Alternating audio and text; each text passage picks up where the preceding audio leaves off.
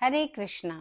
आइए जानते हैं चैत्र मास के कृष्ण पक्ष की पाप मोचनी एकादशी के बारे में। इस बार चैत्र मास के कृष्ण पक्ष की पाप मोचनी एकादशी 15 मार्च को है। 16 मार्च को इस व्रत का पारण किया जाएगा। पाप मोचनी एकादशी का व्रत करने से जाने अनजाने किए गए कई पापों का नाश होता है। इस दिन आप सुबह ब्रह्म मुहूर्त में उठकर श्री हरि मंदिर की साफ सफाई करके श्री हरि भगवान विष्णु और माता लक्ष्मी का पूजन करें। उनके प्रिय पुष्प उनको अर्पण करें, भोग लगाएं, उनकी आरती पूजन करें और एकादशी की व्रत कथा और एकादशी का महात्म्य सुने। इस व्रत को करने से आपके प्रारब्ध के और इस जन्म में जाने अनजाने किए गए सभी पापों से आपको मुक्ति मिलती है। इस एकादशी के व्रत में आप फलाहार कर सकते हैं, अन्न का सेवन ना करें, सात्विक रहें और दूसरों की बुराई ना करें। इस दिन आप विष्णु सहस्त्र नाम का पाठ करें, ओम नमो भगवते वासुदेवाय मंत्र का जाप करें या हरे कृष्णा महामंत्र का जाप करें। अपने पास के मंदिर में जाकर राधा कृष्ण या विष्णु भगवान का मंदिर हो तो वहां जाकर दर्शन करें। पाप मोचनी एकादशी का व्रत हम 15 मार्च को रखेंगे और इस व्रत का पारण हम 16 मार्च को सुबह 6:30 से लेकर 8:54 के बीच में करेंगे। इस एकादशी की व्रत कथा इस प्रकार से है कि चैत्र रथ नाम का एक बहुत ही सुंदर वन था जहां पर अनेक अप्सराएं और गंधर्व विहार किया करते थे।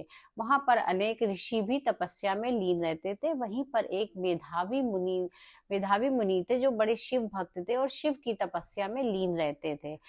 बड़ी बड़ी अप्सराओं ने उनकी तपस्या को तोड़ने की चेष्टा करी पर उनकी तपस्या वो भंग नहीं कर पाई। इसलिए मंजू घोषा नाम की एक अप्सरा आई उनकी तपस्या को भंग करने के लिए और उनके आश्रम से कुछ दूरी पर बैठकर सितार बजाने लगी। मुनि वहां विहार करते हुए निकले तो मंजू घोषा को देखकर और सितार बजाते हुए देखकर उस पर मोहित हो गए और वो उसके साथ भ्रमण करने लगे। उसके साथ भ्रमण करते हुए उनको समय का भान ही नहीं रहा। तो एक दिन काफी समय तक ऋषि और मंजू घोषा साथ रहते हुए जब काफी समय बीत गया तो एक दिन मंजू घोषा ने कहा कि ऋषिवर मैं काफी समय से अब आपके साथ हूँ, अब आप मुझे स्वर्ग वापस जाने की अनुमति दें। ऋषि ने कहा अभी तो सांझ है, सवेरा होने तक तो ठहरो। तब मंजू घोषा ने कहा ऋषिवर मैं आपके साथ कई वर्षों से हूँ, अब तक पता नहीं कितनी संध्याएं बीत गई, जरा आप समय का भान करें और कृपया करके मुझे स्वर्ग लौटने की अनुमति दें। ऋषि ने जब समय का अंदाजा लगाया तो उन्होंने देखा कई वर्ष बीत गए।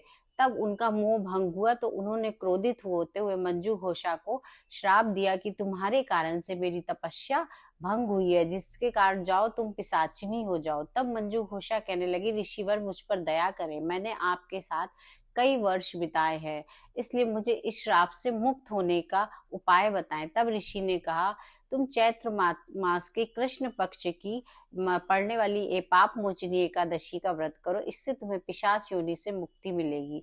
और स्वयं मेधावी ऋषि ने भी इसी एकादशी का व्रत किया और अपने किए गए पापों से मुक्त हुए और वो मंजू घोषा नाम की अप्सरा भी पिशाच योनि से मुक्त होकर स्वर्गलोक को वापस गई।